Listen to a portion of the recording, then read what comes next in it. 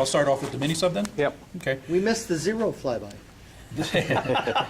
This is a 1/72nd scale mini sub of the type that we used at Pearl Harbor. And the kit company, there were several different companies that made the kit. This one is done by a company called Proscale. It's a very simple, straight out of the box kit. No problems with it. The fit was really nice, and the color diagram in the instruction sheets gave a lot of detail as to the markings and or the color of the subs as they appeared at Pearl Harbor, and they were painted black. Some people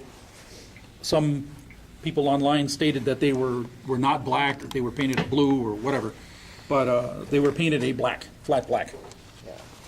I minimized the rust and the wearing on it mainly because of the fact that this was the first time they were ever used. So they were pretty much brand new. As we know, 5 of them were used during the Pearl Harbor attack. 4 have been discovered, and it is now believed that the 5th one has been found, although there is some controversy there, so I won't elaborate on it.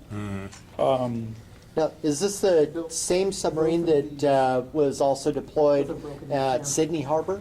Yes, That's what I it thought. is. Yes, and they used them at Singapore as well. Right. And the kit gives you the parts for all 3 modifications that they did for that, mostly in the front end and on the conning tower.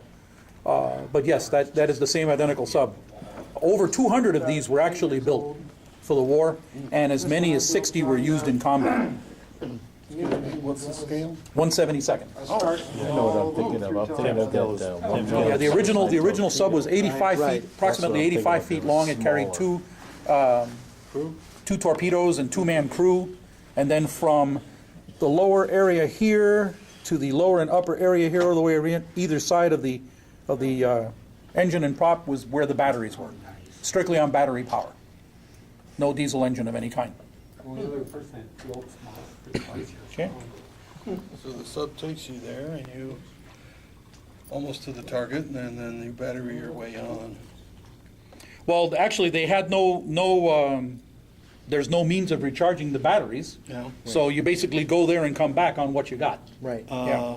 Were they meant to Is come there, back? yeah. Yes, That's what I was yes. asking. They were actually meant to come back. In fact, I can't remember the author's name, but he wrote a really thick book about the mission of the 5 Midget subs at Pearl Harbor.